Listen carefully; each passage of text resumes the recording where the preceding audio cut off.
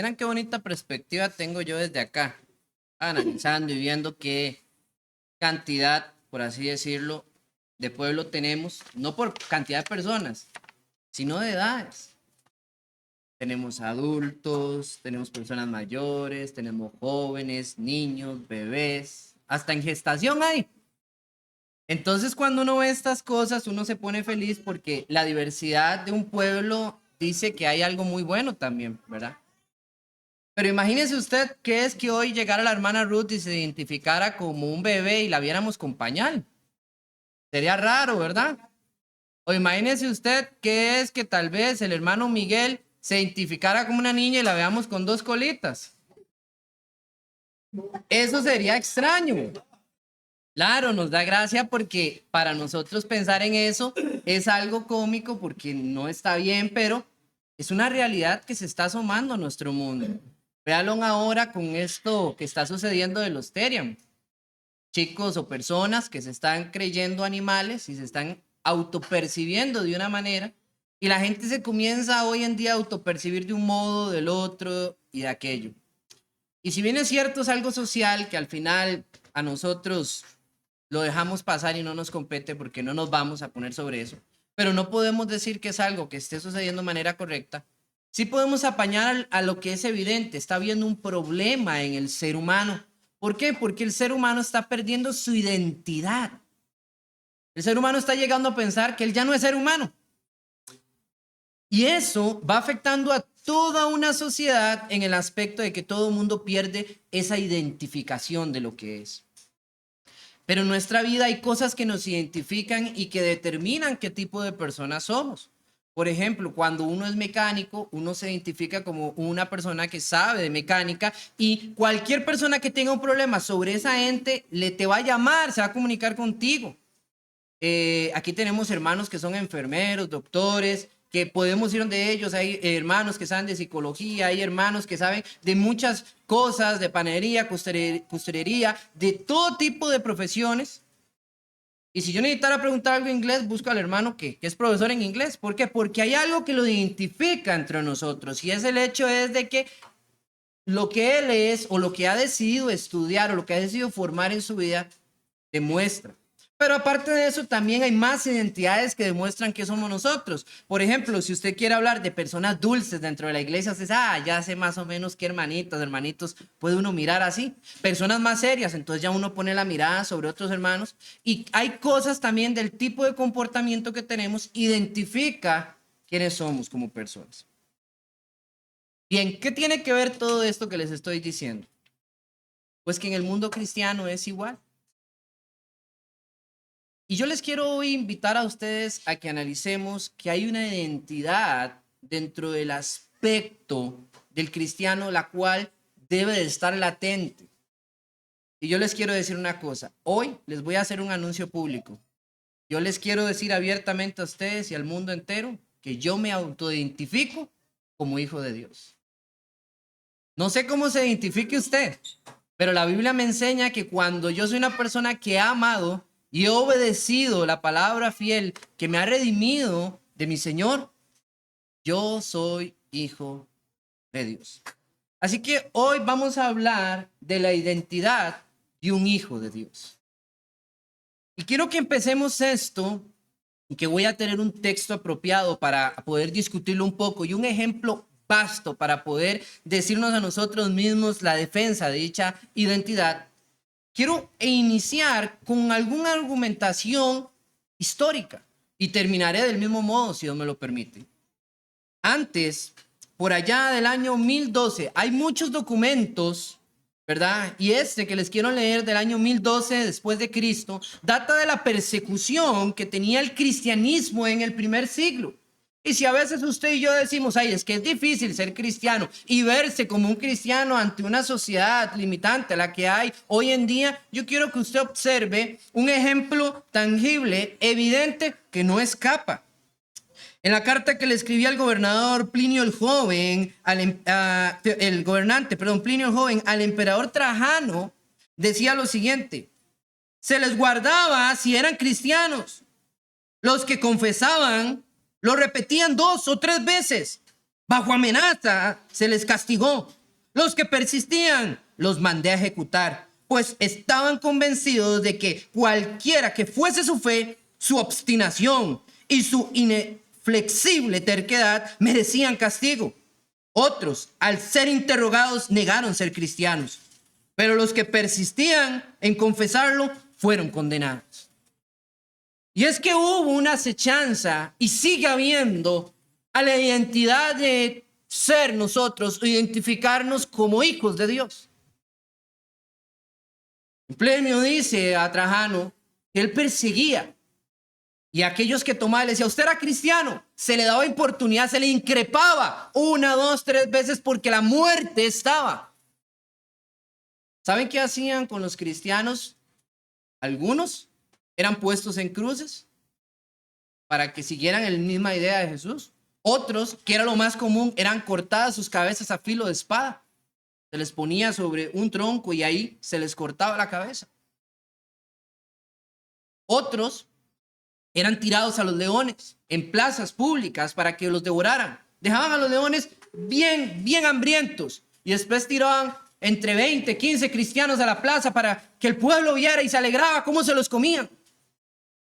Los membraban estos animales. Usted ha visto la pata de un tigre, puede tapar bien la cabeza suya sin ningún problema. Otros, una de las condiciones más terribles, eran encendidos públicamente en las plazas como antorchas humanas. Eso sufría el cristianismo del primer siglo siendo perseguido.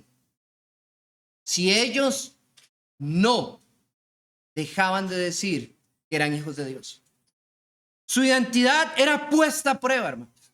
Su identidad fue señalada y su identidad hacía que tuvieran un peso. Y la única defensa que tuvieron de su identidad fueron sus palabras.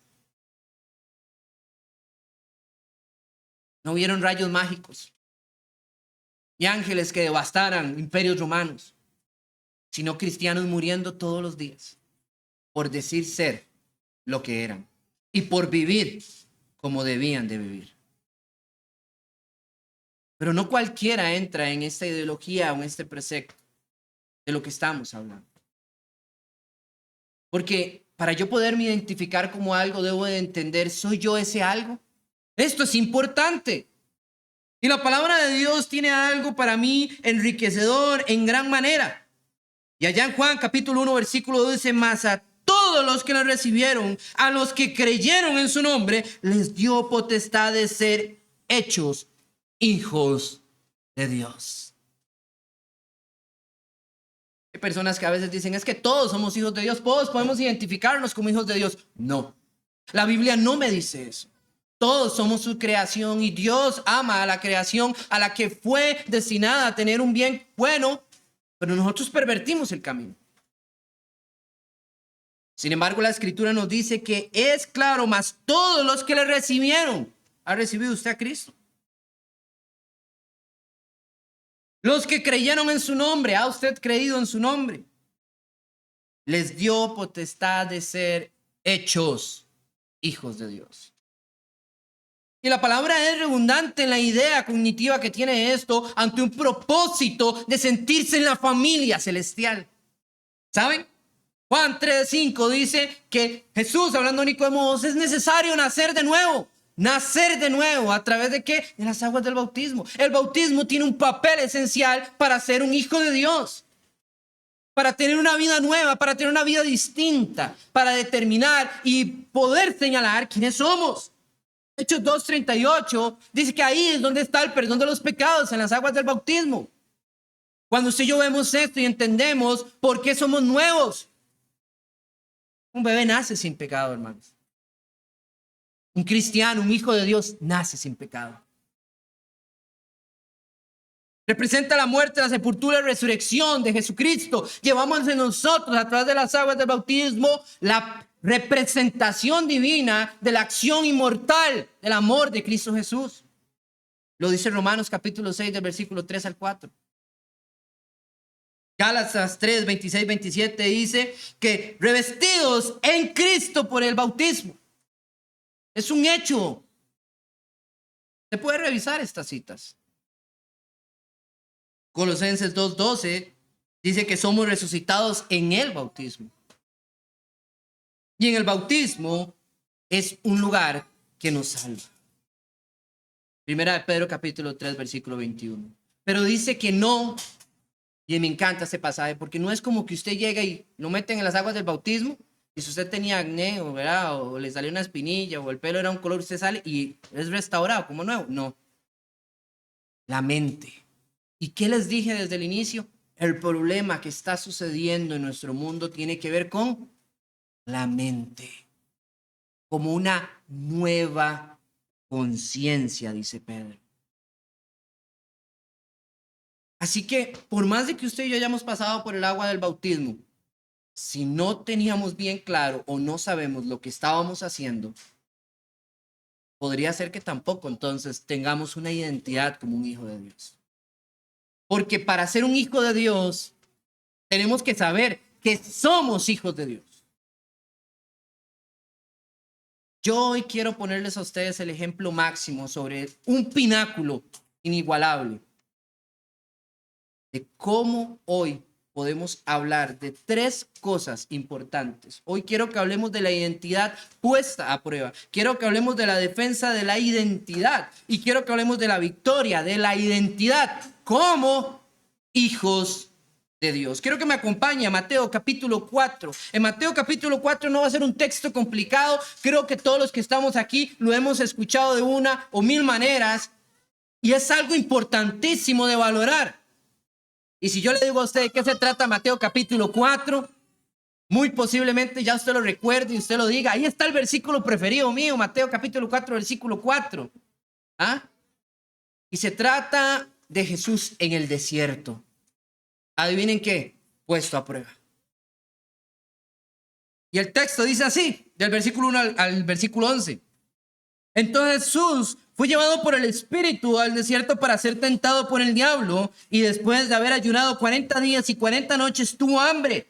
Y vino a él el tentador y le dijo: ¿eres hijo de Dios? Di que estas piedras se conviertan en pan. Y él respondió y dijo: escrito está, no solo de pan vivirá el hombre, sino de toda palabra que sale de la boca de Dios. Entonces el diablo le llevó a la santa ciudad y le puso sobre el pináculo del templo y le dijo: si eres hijo de Dios, échate abajo, porque escrito está, a sus ángeles mandará cerca de ti, en tus manos te sostendrá para que no tropiece con tu pie en piedra.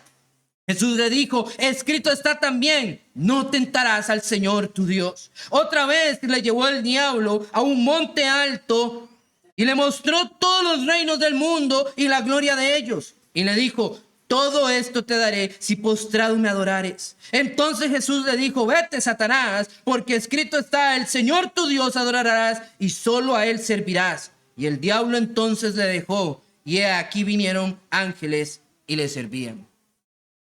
Y ya me puedo bajar de aquí, está listo todo, ¿verdad? Vamos a tratar de ampliar un poquito en nuestro lenguaje y en nuestra forma esto tan hermoso.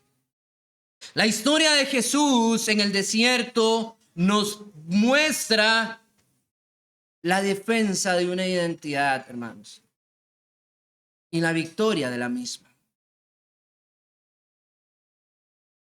Hay algo aquí particular porque las personas, cuando ven a Jesús y cuando ven que Jesús hizo algo, siempre dicen: ah, pues ¿qué? Era Jesús. Era Jesús, el Hijo de Dios. O sea, ¿cómo él no lo iba a hacer? Y se nos está olvidando pragmáticamente que Jesús era 100% hombre, limitado como un hombre. Y que todas esas maravillas y milagros, el Espíritu de Dios estaba con él obrando todo esto para que diera brevedad y testimonio de quién era él. Pero Jesús no hizo trampa. Jesús no hizo trampa. Y muchos textos en la Biblia nos habla sobre sufrimiento, su enojo, su molestia, su incomodez, su alegría, etcétera. Todo lo que vincula a un ser humano y de lo hermoso que somos y que Dios nos hace. Ser un hijo de Dios no significa, hermanos, que usted va a flotar y que no siente nada. No significa que usted no se va a enojar, que no se va a molestar, que no se va a preocupar. No, eso no significa ser un hijo de Dios. Y no significa, mucho menos, que usted no vaya a ser tentado. Todo lo contrario. Desde el momento que usted se sumó a la familia de la fe, usted se volvió los 10 más buscados entre la lista de Satanás. Y la persistencia en su vida cristiana hace que él cada día le ponga un clip dependiente. A este le tenemos que dar más duro. Satanás está interesado en hacerte caer, mi querido hermano y hermana. Quiero que lo sepa. Quiere hacernos caer. Y cuando yo veo la historia, veo aquel contexto y hay un suceso. La historia inicia diciéndonos que el Espíritu de Dios llega y lleva a Jesús al desierto. Lo coloca ahí. Ahora, hay que argumentar y claramente decir que no es que literalmente el Espíritu de Dios está haciendo tentar a Jesús. No, porque Santiago nos dice claramente en el capítulo 1, versículo 13, que Dios no tienta a nadie ni puede ser tentado. Pero no podemos quitar de esta escena el hecho de que Dios está involucrado en la idea de que Jesús pase esta prueba. Esta prueba. Y hemos hablado muchas veces de lo que es una prueba y lo importante que es en la vida del cristiano. Pero esta no va a ser una prédica para eso.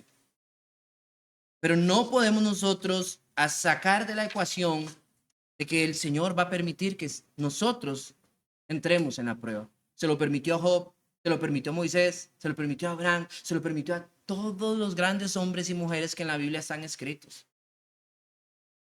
Y a nosotros también. Porque eso es bueno, hermano. Pero en medio de la prueba, Satanás tiene la habilidad de entender la situación. Porque dice que en el día 3 dice, en el versículo 2 dice, y después de haber ayunado 40 días y 40 noches, tuvo hambre. No, después de ayunar 40 días y 40 noches, quien no tenga hambre estaría raro, ¿verdad? Ahora, ¿usted imagina a un Jesús que va caminando después de 40 días y 40 noches de no haber comido y decir, tengo hambre? No, hermanos, no nos equivoquemos. Jesús ya estaba desvalido. Estaba ahí totalmente desvalido. Incluso yo en la escena me lo imagino triste, acongojado y totalmente sufrido ahí, seguro echado en alguna piedra. Casi al sentir del morir. Ya me encanta porque esto nos muestra que Satanás es oportunista. Él va a esperar en el momento en la más posible debilidad suya o mía, nuestra, para poner en duda nuestra identidad como cristianos. No cuando usted esté mejor, no cuando usted se sienta que anda haciendo buenas obras y que usted está en una actitud positiva y anda predicando la palabra del Señor. No, en ese momento no es fácil caer. Satanás no es tonto. Satanás es oportunista. Y te va a ver en el momento más débil. Para, ¿sabe qué? En ese momento que usted está enojado y que usted saca una mala palabra de su boca. Y Satanás está ahí. En el momento que usted va con el carro y se le para a alguien y usted se baja y ya lo trata tal por cual. Satanás está ahí muerto de la risa, mis queridos hermanos. Ese momento que usted está desesperado, tiene hambre, no hay nada y ve la caja y dice, no, me voy a robar estos 10,000 pesos. Y Satanás está ahí muerto de la risa viéndote. ¿Qué es lo que quiero dar a entender? Quiero que comprendamos que más allá de lo que usted puede ver, de aquella persona que se para al frente suyo y a veces te molesta o te dice algo y te perjudica y usted llega y usted tiene un deseo profundo porque nosotros queremos echarle la culpa a alguien, es decir, es por culpa de esta persona que me he enojado. Pero es que usted no ve esto. Usted no está teniendo abiertos sus ojos espirituales y diciendo, no es la persona, no es esta persona la que me hace daño, sino la influencia maligna del enemigo que está detrás. Este se ha vuelto un títere al servicio de. No es el problema. El problema es que yo en mi debilidad le estoy dando cancha a Satanás a ser tentado. ¿Ven el enfoque? Y eso es algo que sucede. No les estoy diciendo ni me estoy diciendo a mí mismo porque nos involucra a todos que somos culpables por tener falencias. El problema es cómo las vamos a resolver. Y cuando entra el contexto de la idea acá, vea lo que Satanás dice en el versículo 3. Y vino el tentador y le dijo, si eres hijo de Dios, di que estas piedras se conviertan ¿en qué? en pan. Y cuando usted ve ahí, ve la trampa de Satanás. Pero la trampa de Satanás no era que Jesús convirtiera las piedras en pan. No. Recuerde que el Espíritu Santo dejó a Jesús ahí. Jesús no tenía ningún superpoder, mis queridos hermanos. Estaba como un hombre ahí padeciendo. Si no, nunca hubiera tenido hambre. Y Jesús aún, después de 40 días, ¿cómo estaría usted después de 40 días de no comer? ¿Ah? Yo llego a la tarde y no pasé por el almuerzo y que me como las uñas. Y ya ando con mala cara.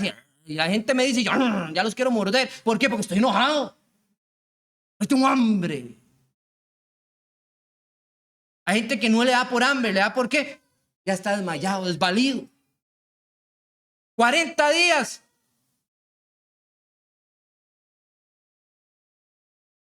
Que era lo único que detenía, soportaba a ese hombre Jesús. Confianza en Dios, hermanos. Una cosa difícil, ¿verdad?, de entender. Y Satanás sabe que Jesús está confiando en Dios, entonces por eso le dice, si eres hijo de Dios, convierte estas piedras en pan.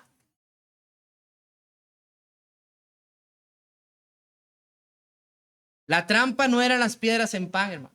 La trampa no era convertir las piedras en pan. La trampa estaba en las palabras.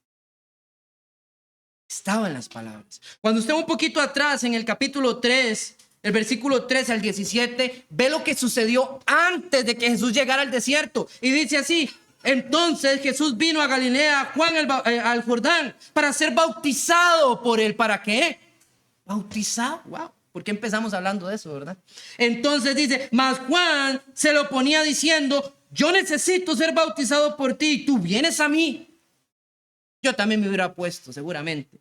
Y dice, pero Jesús le dijo, deja ahora, porque así conviene que cumplamos toda justicia. Entonces le dejó.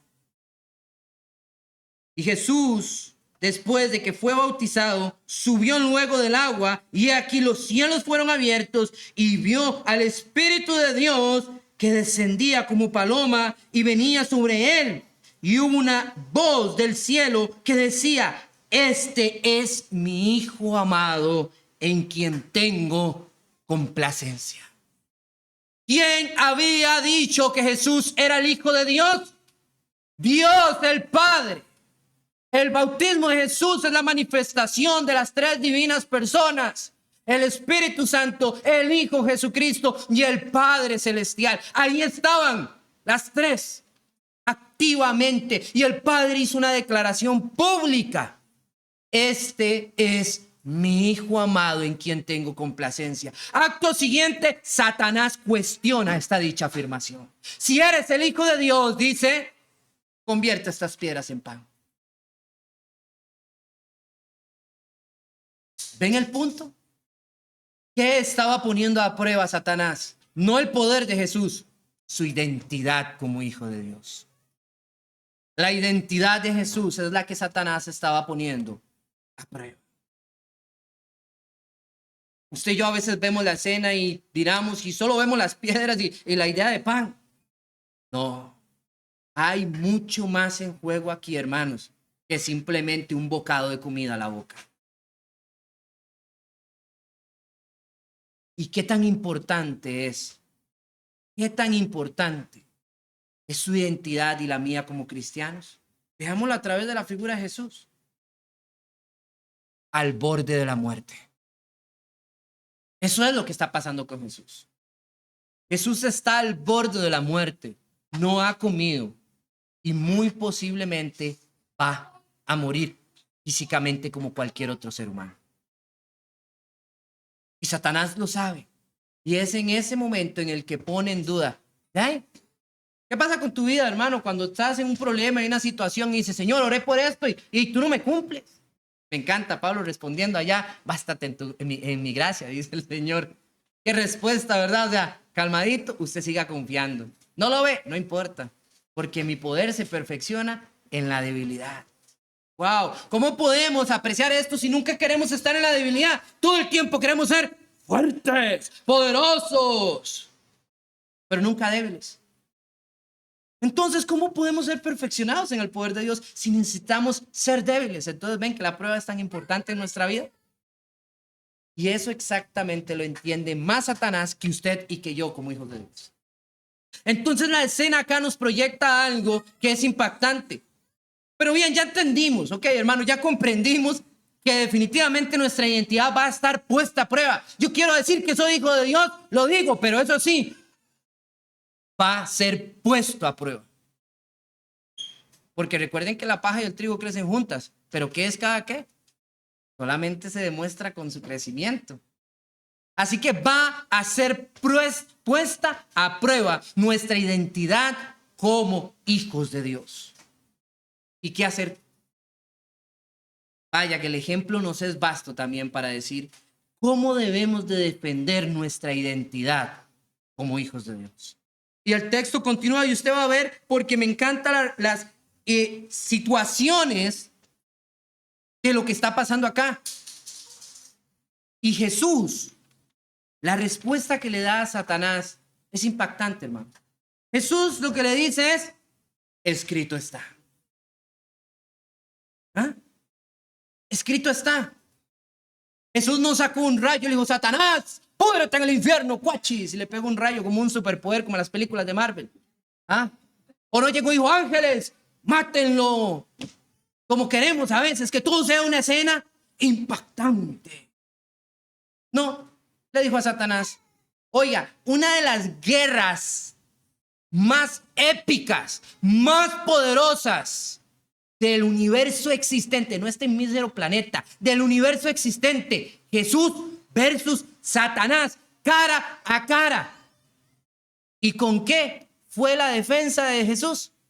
Escrito está. ¿No dice Pablo qué poderoso es el evangelio allá en Romanos? Y usted y yo lo subestimamos a veces, ¿verdad? El poder que tienen las palabras. Escrito está. Y me encanta porque la situación aquí escala. Satanás sabe que lo que Jesús está haciendo es poderoso. Un hombre que está ahí al borde de la muerte. No ha comido en 40 días. Y lo que se le ocurre decirle a Satanás es, escrito está, Satanás, no solo de pan vivirá el hombre. Usted y yo nos matamos. El mundo se hace en guerras, hermanos, por el pan. Y Jesús aquí le dice a Satanás, hay algo más valioso que echarse un bocado en la boca. A mí me encanta porque cuando Jesús estaba con la mujer del pozo, los discípulos se fueron a traer comida y Jesús no había comido. Y ellos le preguntaron después de que lo vieron hablar con la mujer del pozo, maestro, tienes que comer. Y él dice, yo tengo otra comida. Hermanos, ustedes nunca se han puesto a investigar para ver cómo tener una vida nutritivamente saludable. Es decir, bueno, ¿qué debo de comer yo en la vida? ¿Cómo debo de poner los alimentos para que yo tenga una mejor salud? Y estoy seguro que usted sea un nutricionista y le dice que aquí, que allá, y usted comienza a pesar las medidas y comienza a pesar esto y lo otro, pero nunca se le ocurre que hay otro alimento que no se ingiere por la boca y que es sumamente alimenticio y enriquecedor. La palabra de Dios. ¿Cuál es la dieta del cristiano? Una porción diaria de la palabra de Dios. Esa no la dice la Biblia, la digo yo. ¿Por qué? Porque la escritura está para que todos los días usted y yo indaguemos en ella. Un buen cristiano, hermanos, un verdadero hijo de Dios, no viene hoy al domingo y es el día que usted abre la Biblia hasta que le echa polvo, porque usted ni la lee, más bien la tiene que sacudir. Ya medio alergia a la Biblia porque no la abro en 3 semanas. Solo la veo cuando el domingo. Y cuando el hermano dice cuál capítulo hay que leer, no sé ni cómo ubicarlo. ¿Por qué?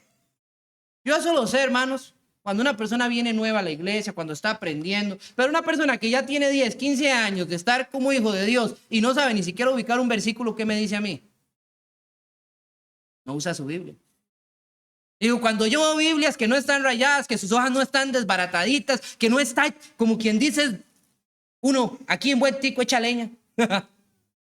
¿Qué me dice eso, mis queridos hermanos? No hay lectura en casa. No hay compromiso de aprender de la palabra de Dios. Quieren una motivación dominical, venir, sentarse. Y si usted está esperando eso hoy, este no es el sermón de eso, así que lo siento. Pero quieren una motivación dominical, que venga el domingo y diga, ay, qué lindo, cómo me sentí. Y voy a ir a comerme el mundo. No, el mundo no se lo va a ir a comer usted. Cristo ya lo hizo por usted. Cristo es el superhéroe, no usted. Él es el superhéroe. Y todo lo que está en la Biblia se trata de Jesús, no de usted. Usted es el que está ganando la misericordia de Dios.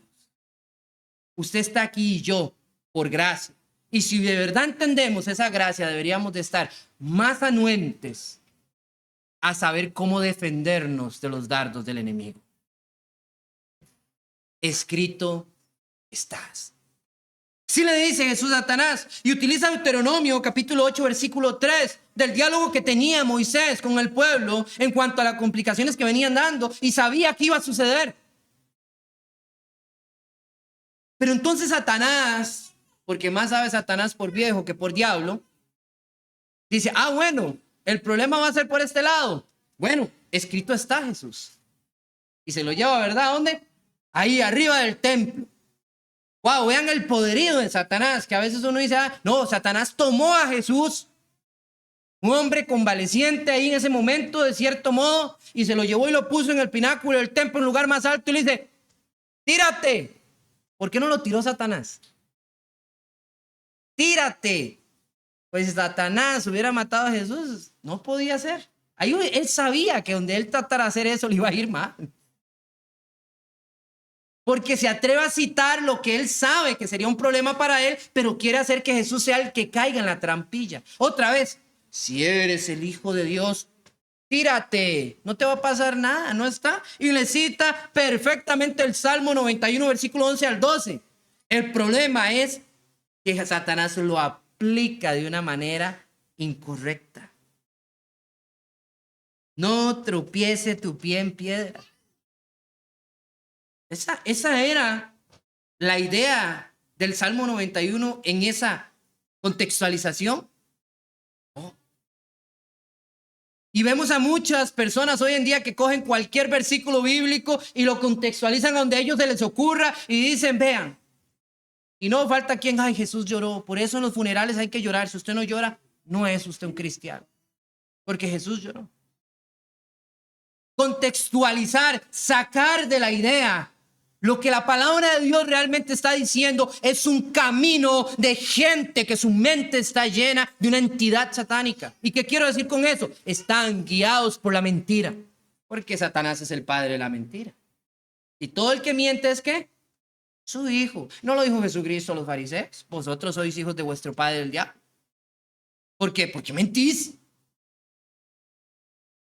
Entonces, vea, número uno, hay que leer todos los días para ¿qué? Para saber de la palabra de Dios. Y hay algo importante que a nosotros se nos olvida, y es que no basta con leer, porque a veces agarramos la Biblia como si fuera un libro de cuentos y lo leemos pero para dormirnos. ¿Ah? Porque usted empieza y dice, entonces Dios, en el principio Dios creó el mundo, y el mundo es mi sedante la Biblia para yo irme a dormir. Y disculpen que sea y haga esta maroma, hermanos, pero es una realidad. Hay casas en que pone la palabra de Dios así abierta en un salmo para que bendiga la casa. Eso no se bendice así, lo siento, eso no ocurre.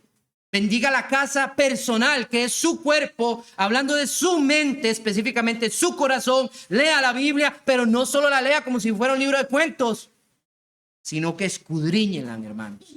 Esa palabra tiene un énfasis grande en todo lo que es el contexto del Nuevo Testamento sobre escudriñarla. Vean lo que dice a la luz de la Biblia, dice el Salmo 119, versículo 11. Es mi corazón, pero en mi corazón he guardado tus dichos para que no pecar contra ti. Así que si usted escudriña la palabra de Dios, si usted mete la palabra de Dios aquí en su mente, usted va a saber cómo no pecar en contra de Dios. No solo eso, Juan capítulo 5, versículo 39 dice, escudriñad las escrituras, le decía Jesús a estos hombres, porque a vosotros os parece que en ellas tenéis la vida eterna. Y sí, pero dice, y ellas son las que dan testimonio ¿de quién? De mí, decía Jesús. Y Él era la vida eterna. Usted no puede llegar a Jesucristo, no puede conocer bien quién es Jesucristo si no escudriña las escrituras. No puede llegar al camino de la vida eterna si no escudriña las Escrituras. Incluso uno de los ejemplos más buenos es el que dice en Hechos capítulo 17 versículo 11, cuando habla que y estos eran más nobles de los que estaban en Tesalónica, pues recibieron la palabra con toda solicitud, escudriñando. ¿Cuándo? Una vez a la semana, el domingo que se reunían. No. Una vez al mes. No. Dice, escudriñando cada día las Escrituras para saber si estas cosas eran así. Lucas lo dijo. O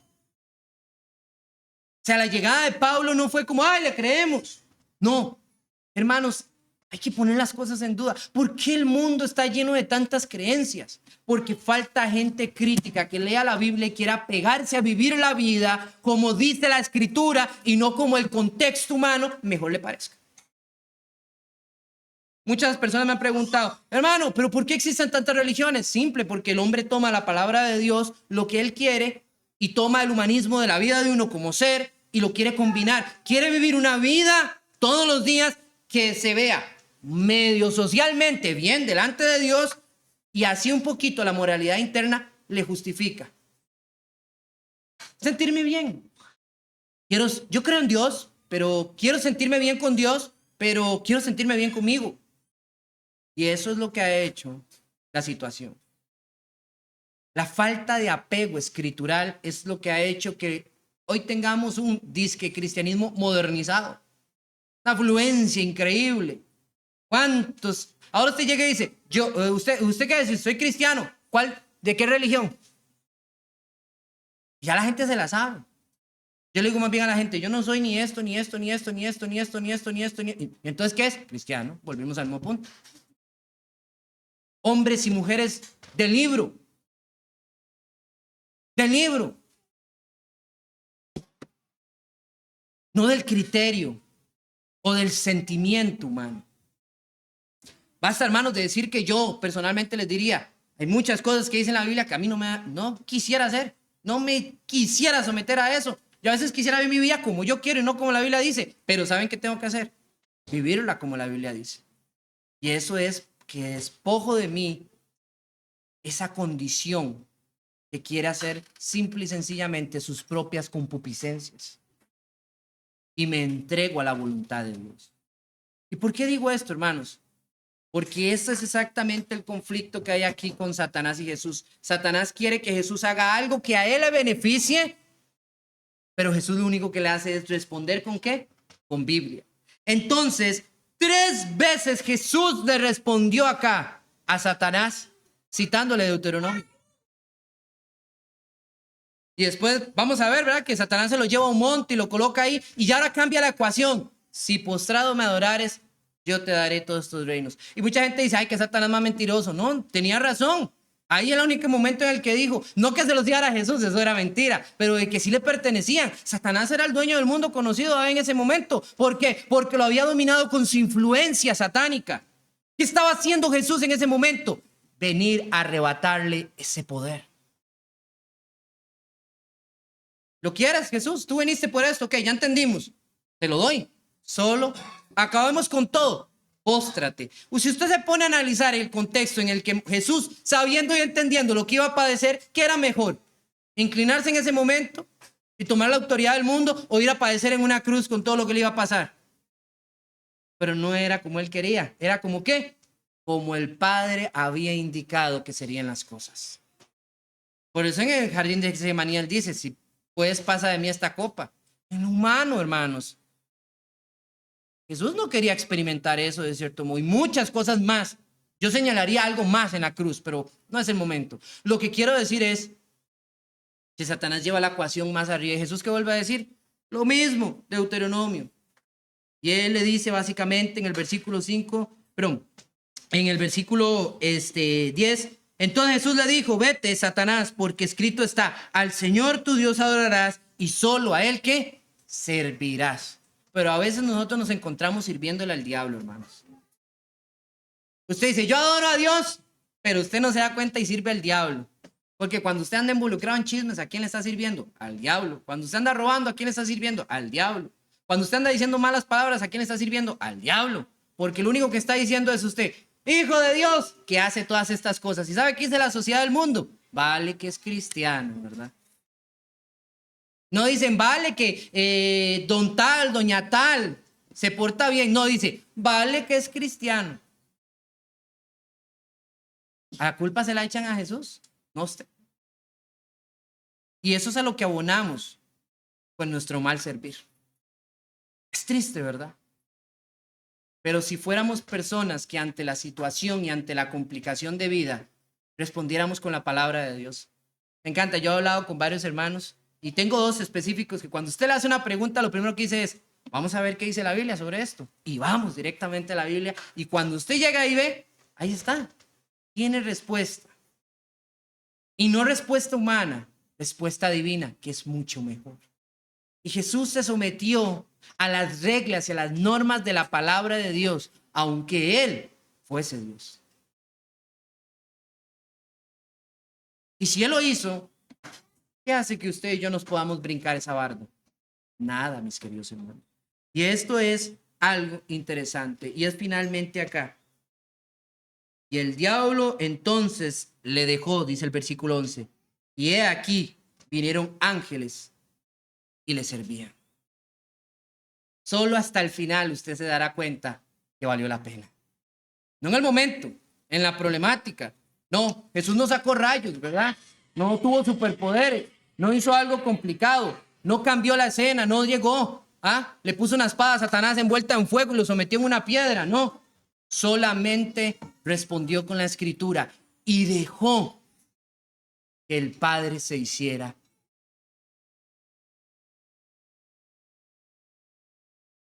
Santiago tiene un precioso versículo que dice Santiago capítulo 4 versículo 7, y someteos pues a Dios, resistid al diablo, y él ¿qué? Huirá de vosotros. Ahí está la fórmula perfecta. 4:7 de Santiago. Someterse a Dios, resistir al diablo y él huirá. Usted no tiene que ganarle al diablo, usted no tiene que vencer al diablo como mucha gente enseña hoy en día. No, usted no tiene el poder para hacer eso. No vivamos en una fábula. Usted y yo, nosotros como hijos de Dios, lo único que tenemos que hacer es someternos. ¿Qué hizo Jesús? Se sometió, fue al desierto voluntariamente, se sometió a estar ahí. ¿Y qué hizo ante las tentaciones de Satanás? Él resistió. ¿Y cuál fue el final? Un final glorioso. ¿Quiere ver usted ese final glorioso, mis queridos hermanos? Yo espero que sí.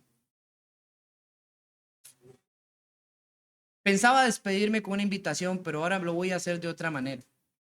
Les dije que quería finalizar con datos históricos. Voy a hacerlo de nuevo.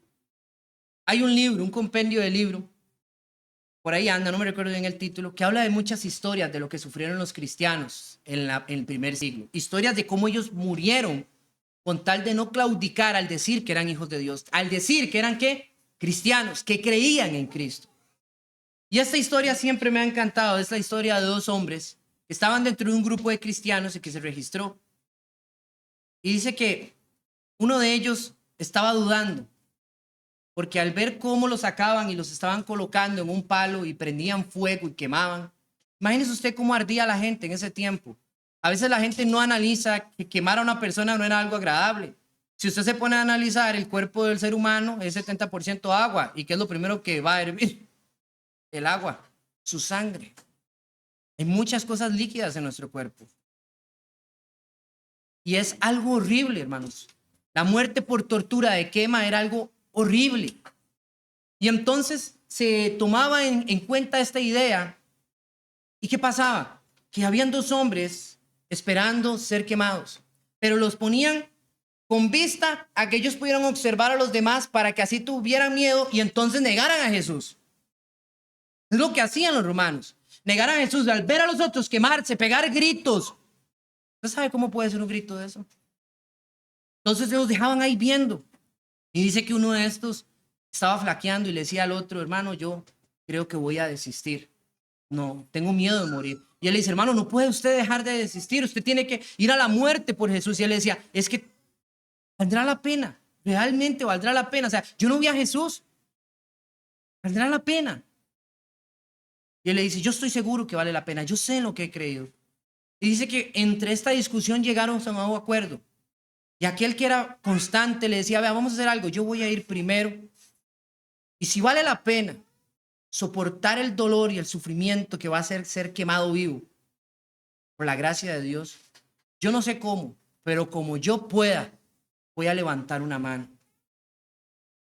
Y usted me va a ver ahí. Y si usted ve que yo levanto esa mano, eso le va a dar ánimo para saber que vale la pena morir por Cristo. Y dice que así sucedió, que el hombre fue llevado y puesto.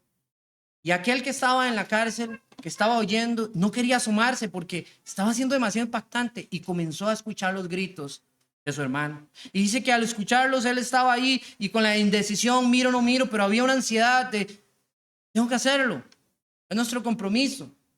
Y dice que cuando él observó, vio a su hermano con las dos manos levantadas. Vale la pena, hermanos. Siempre valdrá la pena no poner en riesgo nuestra identidad como hijos de Dios, porque los hijos de Dios heredan el reino de los cielos. Que Dios les bendiga.